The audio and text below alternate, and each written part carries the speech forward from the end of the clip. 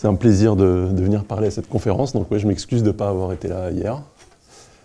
Et donc aujourd'hui, je vais vous parler d'une conjecture d'Alain Kohn qui date des années 70 et qui m'a beaucoup intéressé ces derniers temps. Donc, c'est une conjecture qui porte sur les facteurs de type 3.1, précisément, et donc je vais essayer d'expliquer ça d'abord. Et mon point de départ, ça va être un théorème dû à Kohn et Stormer qu'on va utiliser comme définition même des facteurs de type 3.1 pour ceux qui ne savent pas ce que c'est. Et je trouve que c'est une propriété très intuitive qui caractérise ce que c'est que les facteurs de type 3.1. Donc c'est des facteurs pour lesquels, à chaque fois que vous vous donnez une paire d'états normaux fidèles, eh bien vous pouvez, pour tout epsilon, trouver un unitaire qui conjugue un état à distance moins d'epsilon de l'autre. Donc, en quelque sorte, donc, si vous comparez avec ce qui se passe dans un facteur de 1, quand vous avez un état phi qui est une trace, ben là, elle est fixée par conjugaison unitaire. Donc il y a un point fixe dans l'espace des états. Ben là, c'est un peu l'extrême opposé. Dans un facteur de type 3.1, non seulement il n'y a pas de point fixe, mais même l'espace des états, il est topologiquement homogène. Toutes les orbites sont denses. Donc c'est vraiment l'extrême opposé de ce que c'est qu'un facteur de type 2.1. C'est les plus de type 3 de tous les facteurs de type 3. Et ça les rend particulièrement difficiles à étudier, parce que dans les autres facteurs de type 3 lambda, etc., bon, même si vous n'avez pas de traces, vous avez des états particuliers qui sont plus faciles à étudier, des états périodiques, etc. Donc les facteurs de type 3.1, ce sont les plus durs à étudier. Donc ça, c'est une des caractérisations qui va jouer un rôle dans mon exposé. Une autre caractérisation possible, un peu plus qui a joué un rôle dans la classification, et donc c'est l'aboutissement un peu de toute la théorie modulaire de Tomita Takezaki et de Kohn dans les années 70, et qui vous dit que les facteurs de type 3.1, ce sont exactement ceux qui peuvent s'écrire comme un produit croisé d'un sous-facteur de type 2 infini, donc un facteur qui admet une trace infinie, sur lequel agit le groupe des réels positifs en dilatant la trace. D'accord ? Donc vous avez des automorphismes, θ lambda, qui agissent sur le facteur de infini, C de m, en dilatant la trace par ce nombre réel positif. Donc tout facteur de type 3.1 se décompose comme ça, et en plus, cette décomposition, en fait, elle est unique à conjugaison unitaire près. Donc si vous avez deux décompositions comme ça, vous pouvez trouver un unitaire de m qui les envoie l'une sur l'autre. Ce facteur, donc C de m, pour des raisons qu'on peut imaginer, c'est comme un cœur dans m, donc on l'appelle le cœur de m. Et en quelque sorte, donc à conjugaison unitaire près, il est canoniquement associé à m. Donc ça, c'est une autre caractérisation possible des facteurs de type 3.1. Je l'utiliserai aussi à un moment, mais pour moi, la plus importante, ça sera la première. Je mentionne au passage ce théorème-là, qui vous dit, qui est pas du tout évident et qui va jouer un rôle clé, mais que le cœur, non seulement, donc c'est un facteur, mais en plus il va être irréductible dans M, d'accord ? Donc le commutant relatif de ce cœur est trivial. Bon. Donc ça, c'est deux caractérisations des facteurs de type 3. Bon. Donc tout ça, c'est un peu le développement de la théorie modulaire dans les années 70. Mais l'objectif dans les années 70 de tous ceux qui travaillaient sur les algèbres de Feynman, c'était de classifier les facteurs, et précisément les facteurs moyennables, ou approximativement de dimension finie, comme on appelait ça. Et donc, bon, il y a eu tout un travail de classification qui a été fait pour toutes les autres classes de facteurs, donc ils ont été complètement classifiés dans le cas moyennable par Alain Kohn, et il restait un dernier cas, qui est justement le cas le plus dur, c'est ceux des facteurs de type 3.1.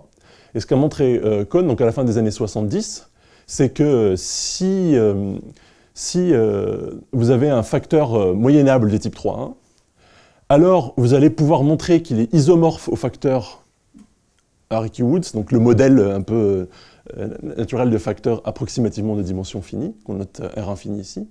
Il va être isomorphe à ce modèle-là, si et seulement si ce qu'on appelle son bicentralisateur est trivial. Et donc c'est ça qui nous amène au problème du bicentralisateur. Alors, donc je vais expliquer ce que c'est que ce bicentralisateur. Donc ça ressemble à une condition, c'est une condition qui a l'air voilà, un peu technique comme ça, et on va voir qu'en fait elle a plein d'interprétations différentes.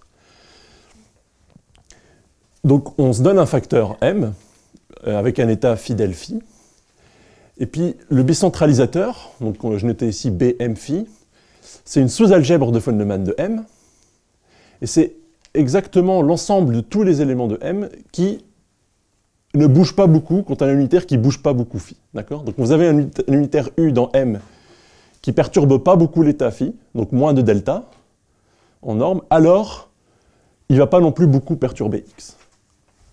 Ou d'une autre manière, si vous avez une suite un telle que un phi, un étoile tend vers phi, alors un x, un étoile tend vers x. Donc x est presque centralisé par tous les unitaires qui presque centralisent phi. C'est pour ça qu'on appelle ça le bicentralisateur. Donc ça, c'est une sous-algèbre de von Neumann de m. Et donc on dit qu'elle est triviale si elle est réduite au scalaire. D'accord ? Elle contient toujours les scalaires, et on dit qu'elle est triviale si elle est réduite aux scalaires. Donc, la condition pour montrer qu'un facteur moyennable type 3.1 est isomorphe à ce modèle, c'est précisément que ce bicentralisateur est trivial. Alors pourquoi est-ce que ça a été identifié comme un critère clé? C'est parce qu'en fait, si je ne me trompe pas, ce qu'a expliqué donc, à les années 70, c'est que, en fait, cette condition-là, d'avoir un bicentralisateur trivial, n'a rien à voir avec la moyennabilité. Tout le travail lié à la moyennabilité est contenu dans le premier théorème que j'ai expliqué ici. Ce qui reste, montrer que le bicentralisateur est trivial, ça, c'est quelque chose qui devrait être vrai pour tous les facteurs de type 3.1. Ça n'a rien à voir avec la moyennabilité. Et donc, c'est ça qui a amené à la conjecture, on appelle le problème du bicentralisateur, qui est que pour tout facteur m de type 3.1, qu'il soit moyennable ou pas, peu importe, on devrait avoir que le bicentralisateur est toujours trivial. D'accord ? Bon. Donc c'est là où on en était à la fin des années 70.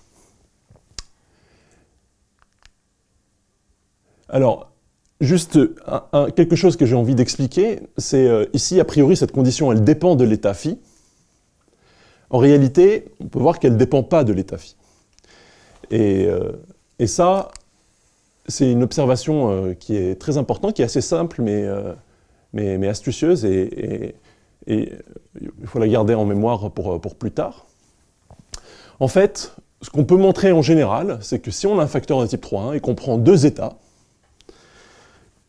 alors les bicentralisateurs associés, ils vont être canoniquement isomorphes. Il va y avoir un isomorphisme canonique entre les deux. Ce qui est un peu déroutant, c'est que cet isomorphisme canonique, on ne peut pas vraiment le construire explicitement. On le construit par un argument de suite de Cauchy, donc, que j'ai essayé d'expliquer ici. Donc c'est pas très compliqué, donc je le fais un peu avec les mains, avec des symboles à peu près pour voir un peu l'idée, sans rentrer dans les détails techniques. Donc l'idée c'est quoi? C'est d'utiliser justement cette propriété qu'on utilise pour définir ici les facteurs de type 3.1, qui est que l'espace des états est presque homogène. Donc j'ai mes deux états phi et psi, et je sais que je peux trouver une suite d'unitaires tels que un phi, un étoile, convergent vers psi, asymptotique. Bon, ben maintenant on fixe x qui est dans le bicentralisateur, et ce qu'on dit c'est la chose suivante. Je sais que quand n et m sont très très grands, suffisamment grands, un phi, un étoile est proche de psi, et um phi, étoile est aussi proche de psi, donc ce qui est en bleu et en rouge ici. Et du coup, on peut conjuguer par étoile des deux côtés, et on obtient la deuxième ligne que étoile phi, étoile est proche de phi.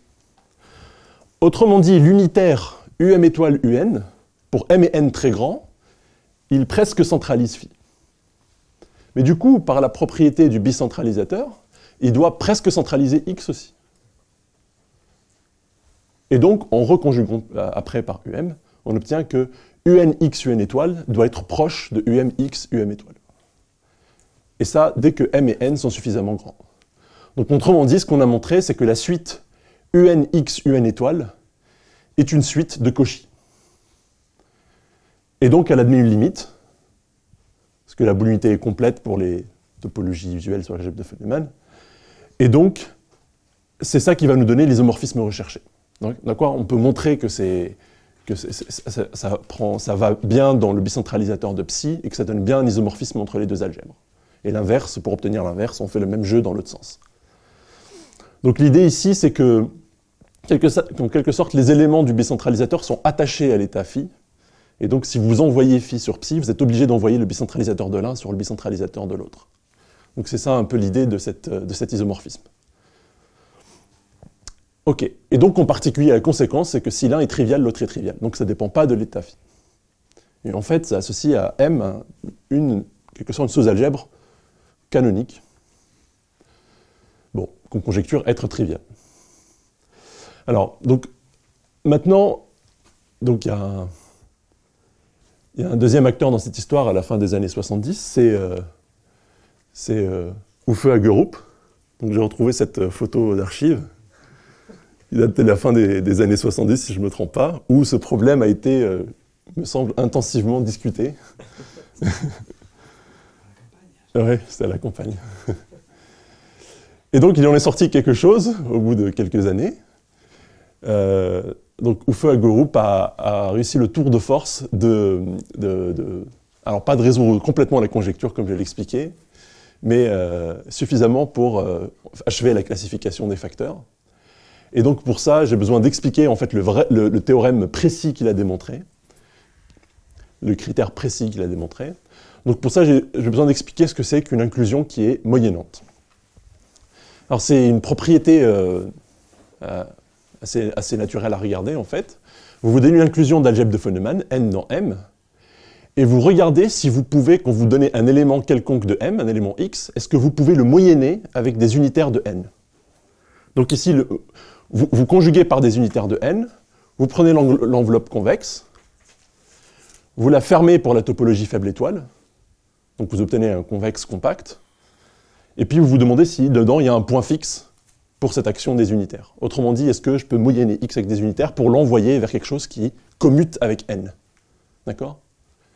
Donc si ça c'est possible, c'est toujours possible, on dit que l'inclusion est moyennante. Ça veut dire que cette enveloppe convexe fermée intersecte toujours le commutant de n. D'accord? Donc ici, le point clé, c'est que ça, c'est une propriété qui n'est pas toujours vérifiée pour n'importe quelle inclusion, qui peut être assez difficile à montrer en général, mais elle est toujours vraie si n est moyennable. Tout simplement parce que quand n est moyennable, si vous pensez même approximativement de dimension finie, vous avez une suite de sous-algèbres de dimension finie avec des groupes unitaires compacts dedans, puis vous pouvez moyenner par les groupes unitaires de ces sous-algèbres de dimension finie progressivement jusqu'à... D'accord ? Donc, si n est moyennable, alors toute inclusion de n dans M, quel que soit M, est moyennante. Et même si vous prenez M qui est égal à B de H, où H c'est un espace de Hilbert, même c'est équivalent à dire que cette inclusion est moyennante. D'accord ? Bon. Et donc le théorème qu'a montré Hagerup, donc il a établi un lien entre cette propriété de bicentralisateur et cette propriété d'une inclusion d'être moyennante. Il a montré la chose suivante. Donc je vais revenir sur le point 2, mais ce qui m'intéresse ici, c'est l'équivalence entre le point 1 et 3. Donc soit M un facteur de type 3,1, alors dire que le bicentralisateur est trivial, donc pour un état ou pour tous les états, c'est la même chose que de dire que l'inclusion du cœur de M dans M est moyennante. Donc, le sens vraiment difficile dans ce théorème, le tour de force, c'est d'avoir montré que 3 implique 1. C'est ça qui est important ici, qui est le plus dur. Et il a montré aussi que cette propriété du bicentralisateur a une autre interprétation qui est extrêmement utile, en fait, dans les applications aujourd'hui, au-delà de la classification, et qui dit qu'avoir un bicentralisateur trivial, c'est aussi équivalent à dire que dans M, je peux trouver un sous-facteur de type 2,1, donc qui est dans le centralisateur d'un état, d'un certain état, donc qui est avec espérance dans M, qui est irréductible dans M. D'accord ? Donc on peut toujours trouver des sous-facteurs hyperfinis irréductibles, mais ce qui est important ici, c'est que ce facteur soit avec espérance normale. C'est-à-dire qu'on peut relever la trace de M en un état normal fidèle sur M. la trace de R en un état normal fidèle sur M. D'accord ? Il faut qu'il y ait une compatibilité entre R et M. Donc ces deux propriétés 1 et 2 sont équivalentes, et elles sont équivalentes à cette propriété clé du fait que l'inclusion est moyennante. Donc ça, ce théorème-là, c'est ça qui permet d'achever la classification des facteurs, parce que là, ça ne résout pas le problème du bicentralisateur, mais par contre, dans le cas moyennable, ça le résout. Justement parce que quand M est moyennable, le cœur de M est moyennable, ça c'est facile à voir, et donc l'inclusion de C de M dans M, du cœur de M dans M, elle est toujours moyennante quand M est moyennable. Donc en fait, ça montre, ce théorème-là en particulier, implique comme corollaire que tout facteur de type 3 1 moyennable a un bicentralisateur trivial. L'inclusion est toujours moyennante. Et donc, corollaire, R infini, le facteur d'Araki-Woods, est l'unique facteur moyennable de type 3 1. Donc Hagerup était très très fier de ce théorème. Comme vous savez, il est tragiquement décédé il y a quelques années. Et ici, on voit sur sa pierre tombale que a été inscrite la formule « Il existe un unique facteur de type 3 1 ». Alors, donc là, ça clôt un chapitre, bien sûr, dans la classification des facteurs moyennables. Maintenant, on sait complètement les classifier. Mais par contre, ça ne résout pas complètement la conjecture de Kohn, parce que la conjecture, c'était que le bicentralisateur est trivial pour tous les facteurs de type 3.1, et que ça n'a rien à voir avec la moyennabilité. Normalement, ça ne devrait rien avoir avec la moyennabilité. Alors, la conjecture, elle est vérifiée, en fait, pour tous les exemples concrets qu'on se donne, on arrive à montrer que, effectivement, le bicentralisateur est trivial. Donc c'est vrai pour tous les exemples qui viennent de la dynamique, la théorie ergodique, donc tous les produits croisés, un espace mesuré, un groupe qui agit. Elle a été vraie aussi pour tous les exemples concrets qui ne viennent pas de produits croisés comme ça, des produits libres, des facteurs d'Araki-Woods libres, etc. Donc il y a un certain nombre d'auteurs qui ont travaillé sur ça, à montrer que cette conjecture était vérifiée pour des exemples. Donc j'ai cité ici Udeye, Sono et Ueda. Mais elle reste, d'un point de vue théorique en tout cas, il n'y a pas eu vraiment de progrès notables dans la théorie, de comprendre qu'est-ce qui se passe dans le cas général. Par ailleurs, donc la motivation initiale, comme je l'ai expliqué, de ce problème qui a l'air un peu technique, c'est en fait la classification. Mais en réalité, c'est un problème qu'on retrouve aujourd'hui, en fait, sur lequel on retombe à chaque fois qu'on essaie d'appliquer la théorie, par exemple, une des fameuses théories aujourd'hui pour étudier les facteurs non moyennables et essayer de continuer un peu à classifier des familles, c'est la théorie des formations rigidité de Poppa. Ben, quand on sait l'appliquer à des facteurs de type 3.1, on retombe souvent sur ce problème de bicentralisateur. Parce qu'on a besoin d'avoir ces gros sous-facteurs de type 2.1 irréductibles pour pouvoir faire les choses, en fait. Donc ça, on retombe dessus.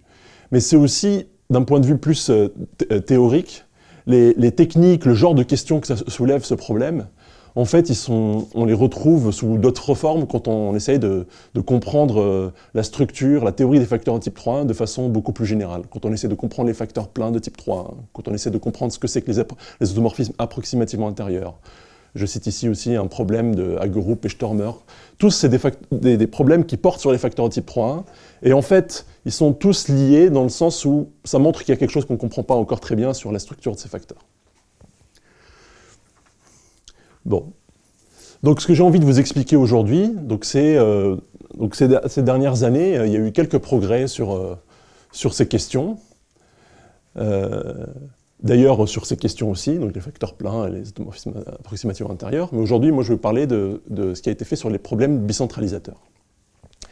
Et donc, pour ça,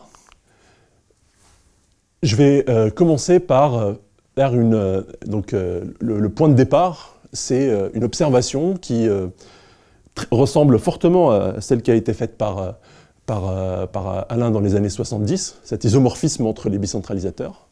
Ben, en fait, avec la même idée, on montre la chose suivante. L'idée, c'est quoi? On a vu que quand on avait deux états phi et psi, on avait un isomorphisme entre les bicentralisateurs qui venait du fait, le fait qu'on pouvait conjuguer les états par des unitaires, approximativement, et donc qui est caractérisé par la propriété suivante. Dès que u phi u étoile est proche de psi, alors ux u étoile doit être proche de alpha x. D'accord? l'idée ici, c'est plutôt que de faire avec deux états phi et psi, d'essayer de mettre à la place de psi, de mettre un lambda phi avec un certain lambda strictement positif. On va dilater l'état. Alors, le problème, il y a deux problèmes. Donc, d'abord, bon, Bm de lambda phi, le bicentralisateur de lambda phi, ça devrait être la même chose que le bicentralisateur de phi, donc ça c'est normal. Mais le problème, c'est que lambda phi, c'est plus un état. Il n'est plus de norme 1, bien sûr. Donc en fait, on ne peut pas conjuguer phi à lambda phi avec des unitaires. Cela dit, c'est plus technique, mais en fait l'idée marche quand même. Alors, on ne peut plus les conjuguer par des unitaires, mais on peut les entrelacer par des éléments de l'algèbre, ou essayer de les conjuguer par des isométries partielles. Ça marche plus ou moins, donc techniquement on arrive à faire. Oui. C'est sûrement relié à l'idée du flot des poids, bien sûr. Alors, on va voir ça justement après. Il y a un lien, mais ouais, on va voir ça. Donc, effectivement. Mais pour l'instant, c'est ça qu'on essaie de faire, donc d'essayer d'envoyer phi sur lambda phi, aussi bien qu'on peut. On ne peut pas le faire avec des unitaires, et puis de voir ce qui se passe. Et effectivement, il se passe quelque chose. Donc, ce qu'on a montré, c'est dans un article en commun avec Ando, Hagerup et Udaye. Alors, Hagerup, il est présent en tant qu'auteur à titre posthume. C'est une histoire intéressante, mais que je ne vais pas détailler ici. Donc, soit M un facteur de type 3,1, avec un état normal fidèle phi.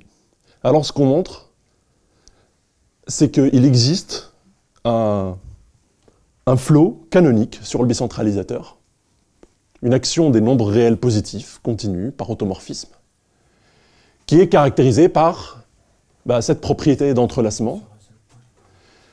Dès que A phi est proche de lambda phi A, donc vous voyez que là, on ne peut pas mettre A phi A étoile parce que A n'est pas un unitaire, mais peu importe.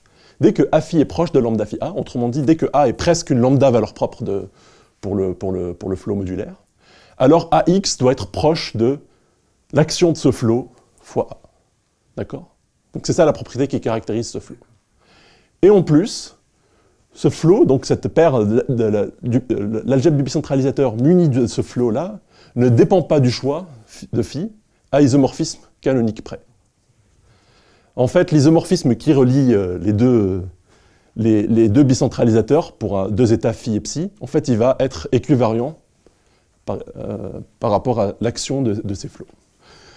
Bon, on est dans une situation un peu étonnante. On a une conjecture, on conjecture qu'on a une algèbre canonique qui doit être toujours triviale, et en fait, on arrive à construire dessus un flot, et à montrer que ce flot aussi, il est canonique, etc. Bon.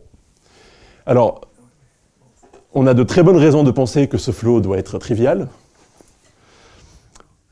Bon, mais en même temps, l'algèbre est censée être triviale. Mais aussi, on avait de très bonnes raisons, au moment où on l'a introduit, de penser que ce flot devait toujours être ergodique. Donc ça nous donnait une stratégie. Donc, pour deux raisons différentes, montrer que le flot est trivial, montrer que le flot est ergodique, donc que les points fixes, c'est juste les scalaires, et donc on déduire que le bicentralisateur est toujours trivial. Alors, donc on ne sait pas si ce flot est toujours trivial, mais par contre, donc ça c'est l'ergodicité, elle a une interprétation. L'ergodicité du flot, elle a une interprétation que je vais vous expliquer ici. Donc, on avait vu que le fait que le bicentralisateur est trivial, c'était équivalent à dire qu'on avait un gros sous-facteur de type 2,1 dans M, avec espérance qui est irréductible. Ce qu'on montre ici, c'est que quand on a seulement l'ergodicité du flot, quand l'algèbre des points fixes est triviale, on a une propriété un peu plus faible. Le flot du bicentralisateur est ergodique, donc l'algèbre des points fixes est triviale. Si et seulement si, on peut trouver dans M un sous-facteur moyennable, toujours avec espérance, et qui est irréductible dans M. Mais ce facteur moyennable P, il n'a aucune raison d'être de type 2,1. Si on arrive à le faire de type 2,1, eh bien on montre que le bicentralisateur est trivial. Si on le fait juste de type 3, eh ben on n'a pas la trivialité du bicentralisateur, juste l'ergodicité du flot. Donc il y a cette interprétation de l'ergodicité. Alors, donc maintenant le théorème que j'ai démontré donc, en 2018, donc il y a quelques années, c'est qu'en fait ce flot, il est toujours ergodique. donc soit M un facteur de type 3,1, avec un état normal fidèle, alors le flot du bicentralisateur sur le bicentralisateur est toujours ergodique. Et donc, en particulier, cette propriété, deuxième propriété ici, est toujours satisfaite. Il y a toujours un sous-facteur moyennable irréductible dans M. Alors, il y a plusieurs conséquences de ce théorème. Un corollaire, c'est que maintenant, si vous prenez... Donc ça, ce corollaire, il s'appuie sur le fait que, en fait, à partir du fait que le flot est ergodique, en fait, ce qu'on arrive à montrer plus précisément, c'est que même il est faiblement mélangeant. Donc c'est une propriété qui vient un peu de la théorie ergodique, le mélange faible, donc je ne sais pas ce que ça veut dire. Mais ça permet de montrer la chose suivante. Vous prenez deux facteurs M et N de type 3,1, quelconques, vous faites le produit des deux, produit tensoriel. Alors le produit tensoriel, il a toujours un bicentralisateur trivial. D'accord ? Donc en particulier, donc on ne sait pas si tout facteur de type 3,1 M a un bicentralisateur trivial, mais on sait toujours que M tenseur M a un bicentralisateur trivial. Bon. Attends, tu peux répéter ça? Tu dis... Donc je dis que M, si je me donne un facteur M de type 3,1, je ne sais pas qu'il a un bicentralisateur trivial, mais si je fais M tenseur M, je le double. Il a un... Et ça, tu le sais à cause de l'ergodicité? À cause de l'ergodicité du flot. À cause du mélange faible, justement. Ça, c'est formidable, d'accord.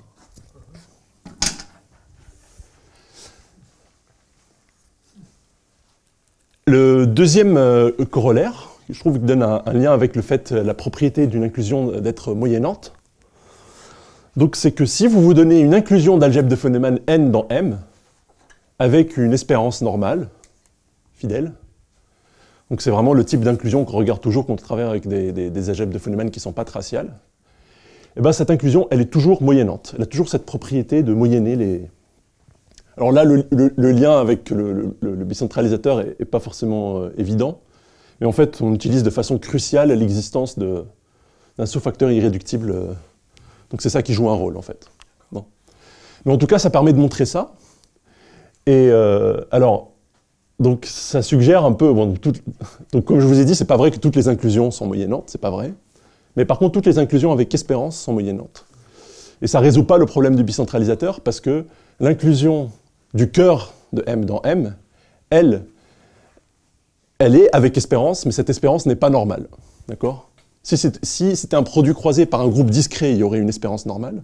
Mais comme c'est un groupe continu, un groupe localement compact continu, il n'y a pas d'espérance normale. Et donc, ça ne résout pas le problème du bicentralisateur avec le théorème de Hagerup. Ok. Alors, je ne vais pas essayer d'expliquer les idées vraiment en détail de la preuve de tout ça. C'est voilà, juste mentionner que les techniques qui sont utilisées, en fait, elles sont plus générales et dans cet article, ça a permis aussi de comprendre mieux ce que c'est que les facteurs pleins de type 3,1, de comprendre ce que c'est que les automorphismes approximativement intérieurs. Donc c'est une technique assez générale. Ce que je veux faire maintenant, c'est vous expliquer un peu, justement, donc Alain, tu as mentionné que ça devait être lié au flot des poids. Alors en fait, ça l'est, et pour mieux le comprendre, parce que là on conjecture que tout est trivial, donc on ne comprend pas trop ce qui se passe, donc on a fait une version relative de ça, de ce problème du bicentralisateur, pour essayer de voir où est le lien avec le flot des poids, que j'ai expliqué ici. Donc on considère une version relative du problème. L'idée c'est de généraliser pour essayer de mieux comprendre. Donc on prend dans M une inclusion irréductible de facteurs de type 3,1, avec espérance normale. Donc je me concentre sur ce genre d'inclusion. Et on définit le bicentralisateur relatif de l'inclusion, cette fois-ci en regardant tous les éléments X de M qui sont presque centralisés par tous les unitaires de N, de la petite algèbre, qui centralisent phi. D'accord ? Donc les unitaires sont dans N, mais on regarde tout ce qui se passe dans M, la grande algèbre. Bon, on peut faire exactement le même jeu qu'on a fait avant dans le cas pas relatif. On peut montrer qu'il existe un flot canonique, un flot du bicentralisateur sur ce bicentralisateur relatif, et de montrer que ce système dynamique ne dépend pas du choix de phi, à isomorphisme canonique près. Ce qui est intéressant ici, c'est que justement, ce flot-là, lui, il n'est pas toujours trivial. Donc, on peut voir même que tout flot peut être réalisé comme un flot bicentralisateur relatif. Et donc, il mesure vraiment quelque chose, et essayer de comprendre ce que c'est, ça peut nous permettre un peu de mieux comprendre ce qui se passe, en fait. À quoi il est relié, ce flot du bicentralisateur. Donc pareil, on peut montrer qu'il est trivial, le bicentralisateur. Si et seulement si, on peut trouver un gros... Alors là, donc c'est une erreur. Donc ici, si et seulement si, il existe un sous-facteur R dans N, dans la petite algèbre, dans N, qui est irréductible dans M. Donc on a un gros sous-facteur moyennable de type de 1 dans la petite algèbre, qui reste gros dans la grande sous-algèbre. Et pareil, on peut montrer que le flot est ergodique. Si et seulement si, on peut trouver, pareil, un sous-facteur, mais pas forcément de type de 1. D'accord? Donc on a la même propriété que dans le cas pas relatif. Alors, on a essayé de comprendre ce que c'est que le flot du bicentralisateur, et on avait fait une conjecture. Notre conjecture, c'est qu'en fait, il a une description très simple, ce flot du bicentralisateur relatif. Alors, on n'avait vraiment aucun lien explicite entre les deux, rien qui les relie, aucune même application dans un sens ou dans l'autre qui les relie, mais c'est juste par analogie avec les propriétés qu'ils ont, et un peu la façon dont ils sont définis, qu'on s'est dit qu'il devait y avoir un lien. Donc j'explique ce que c'est que ce lien. Donc notre conjecture, c'est que ce flot du bicentralisateur, qui ne dépend pas de phi à isomorphisme près, il est toujours isomorphe au flot des poids relatif. Donc qu'est-ce que c'est le flot des poids relatif? Donc le flot des poids pour une algèbre de von Neumann quelconque, ça a été défini par Kohn et Takezaki comme le commutant du cœur dans N. Bon, quand N est un facteur type 3, on avait vu que ça c'était trivial. Maintenant, ce qu'on va faire, quand on a N dans M, c'est vraiment prendre le commutant du cœur de N dans M, dans la grande sous-algèbre, la grande algèbre. Et ce qui est intéressant, c'est que sur ce commutant-là, eh ben, on a une action naturelle de R étoile plus, des nombres réels positifs, parce que quand vous écrivez N comme un produit croisé avec le groupe des réels positifs, agissant sur le cœur, ben vous avez des unitaires U lambda dans N qui viennent justement de la partie groupe de ce produit croisé, qui implémentent l'action θ, qui dilate la trace. Donc θ lambda x, pour x dans le cœur, donc l'action qui dilate la trace, est donnée par conjugaison par l'unitaire U lambda. Bon, ben les U lambda, ils préservent le cœur de N, donc ils préservent son commutant aussi, globalement. Et donc ça permet de définir une action sur le commutant en prenant conjugaison par U lambda aussi. D'accord? Donc on définit une action des réels positifs, θ' lambda, en conjuguant x par un unitaire U lambda. Donc les unitaires, ils sont dans N, mais ils ne sont pas dans ce commutant relatif, dans ce flot des poids relatifs. Donc c'est des automorphismes, mais ils ne sont pas intérieurs quand on regarde dans ces algèbres. Ils viennent d'unitaires dans N. D'accord? Donc il y a vraiment une action possiblement extérieure des nombres réels positifs sur ce flot des poids relatifs. Et donc on conjecture que ce flot-là, il devrait toujours être isomorphe au flot du bicentralisateur. Donc ça, c'est une conjecture en fait qui est une généralisation de la conjecture dans le cas pas relatif, justement à cause de ce théorème que j'avais lancé au début de Kohn-Takezaki, qui dit que le commutant relatif quand m égale à n, est un facteur de 3, ce commutant relatif il est toujours trivial. Et d'ailleurs, cette propriété-là est utilisée par Hagerup dans sa preuve du théorème, elle intervient de manière cruciale. Donc c'est vraiment une généralisation de cette conjecture-là. Et alors, le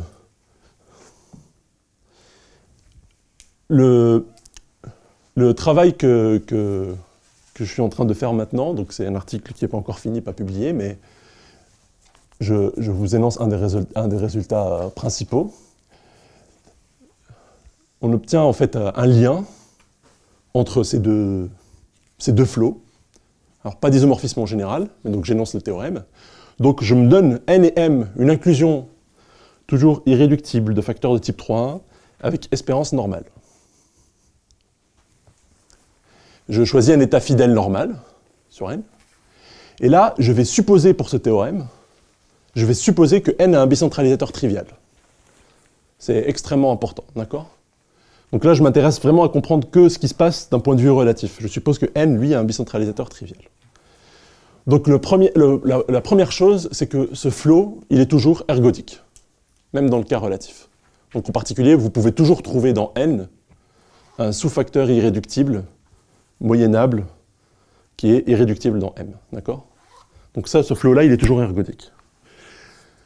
La deuxième chose, c'est qu'en général, on n'a pas d'isomorphisme, mais par contre, on a un plongement, et ce plongement, il est canonique, il dépend d'aucun choix, plongement canonique, du flot des poids relatifs dans le bicentralisateur.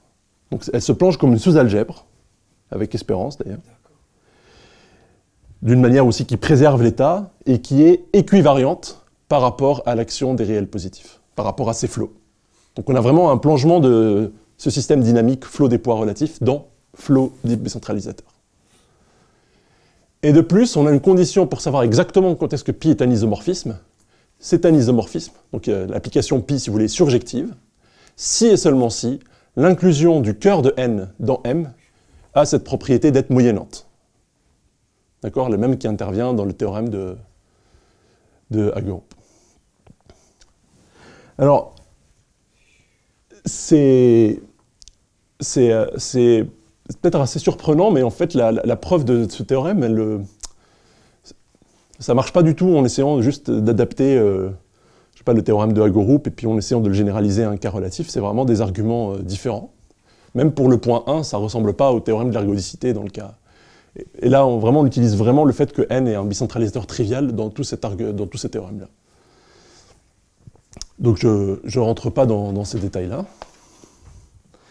Alors, ce que j'ai envie de dire sur ce théorème, c'est que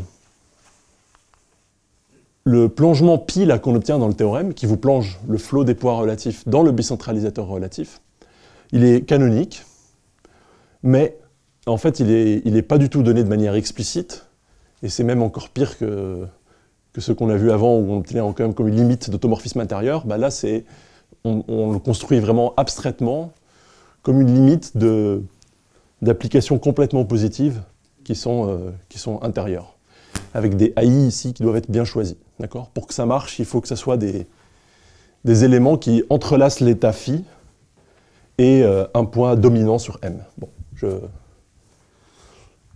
j'écris pas cette condition technique. Mais tout ça pour dire que on ne sait pas trop à quoi ressemble pi explicitement, en fait. La deuxième chose, c'est que, encore une fois, l'inclusion du cœur de n dans M, elle est toujours moyennante quand n est moyennable. Et donc ça vous donne plein de cas où on peut calculer, où ce théorème, le point 3 du théorème est vérifié, et où donc on a vraiment un isomorphisme entre le flot des poids relatifs et le bicentralisateur relatif. On sait que là, ils sont vraiment isomorphes. Pour toute une classe d'inclusion, dès que n est moyennable et m est quelconque. Un autre cas particulier qui est intéressant, où on sait que la conclusion du théorème va être vérifiée, que cette propriété d'être moyennante va être vérifiée, c'est qu'on l'inclusion de n dans M est ce qu'on appelle quasi-régulière. Bon, peu importe ce que ça veut dire quasi-régulière, c'est un terme général, mais ça regroupe toutes les inclusions d'indices finis. Et donc ça, c'est nouveau. Même pour des inclusions d'indices finis, ce n'était pas connu. Et aussi pour des produits croisés. Pour des produits croisés, quand M est un produit croisé de n par un groupe discret G. Donc ça permet de démontrer un certain nombre de propriétés de stabilité. Par exemple, si n est un facteur de type 3,1 qui a un bicentralisateur trivial, que vous faites un produit croisé par un groupe discret, si ça c'est un facteur de type 3,1, alors il va aussi avoir un bicentralisateur trivial. Donc ça permet de montrer des propriétés de stabilité comme ça.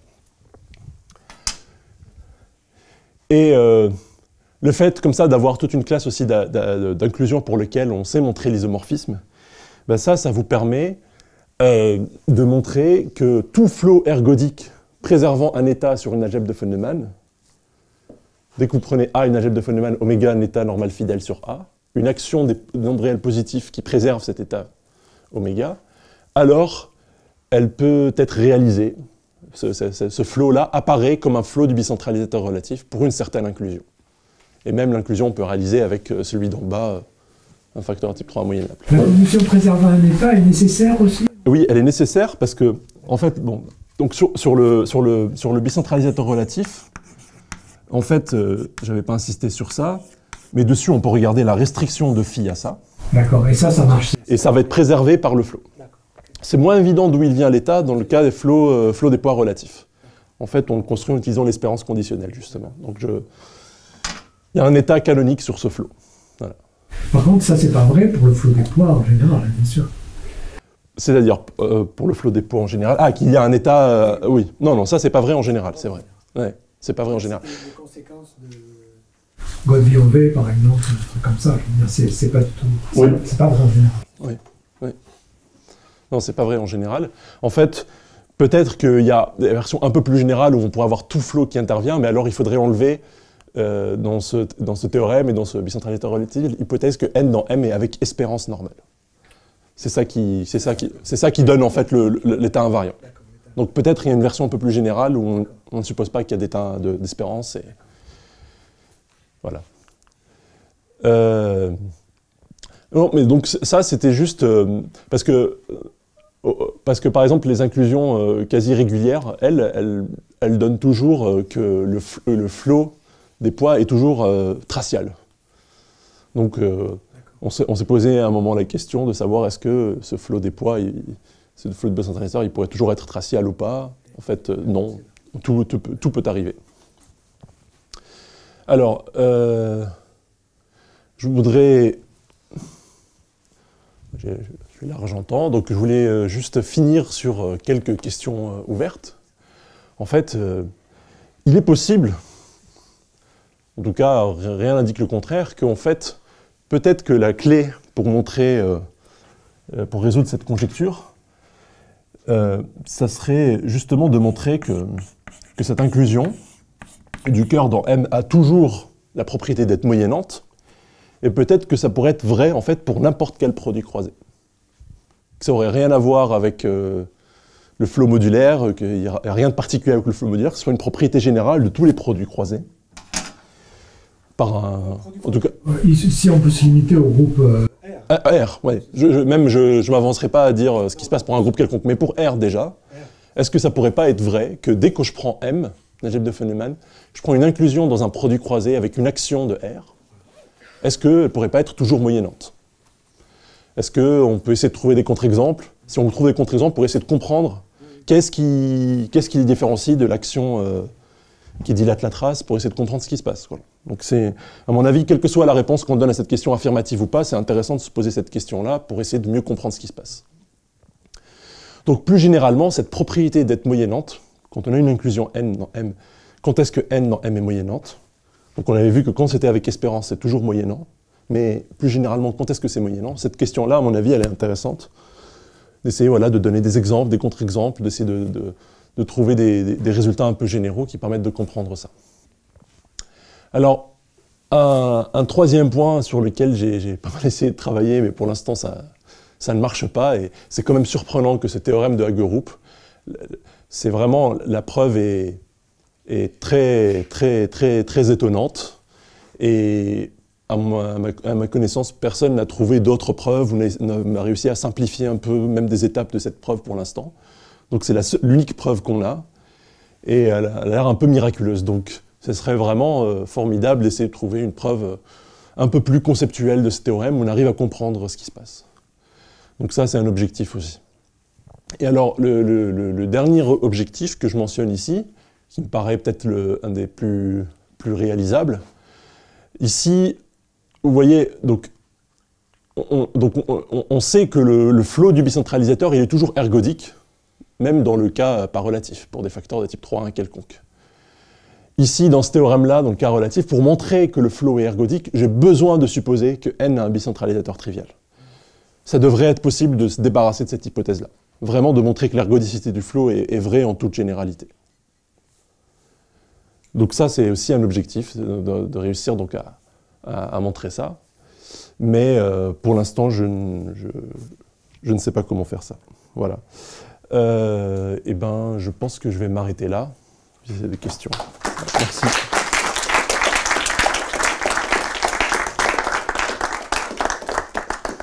merci. Alors, il y a déjà eu des questions, mais on a largement le temps d'en poser encore. Vas-y. Et alors, du coup, qu'est-ce qu'on connaît comme raison qui empêche une inclusion d'être moyennante? Qu'est-ce qu'on connaît comme raison? En fait, c'est quand même souvent essentiellement lié à la non-moyennabilité. Donc, l'inclusion type qui n'est pas moyennante, c'est quand vous prenez M dans B de H avec M qui n'est pas moyennable.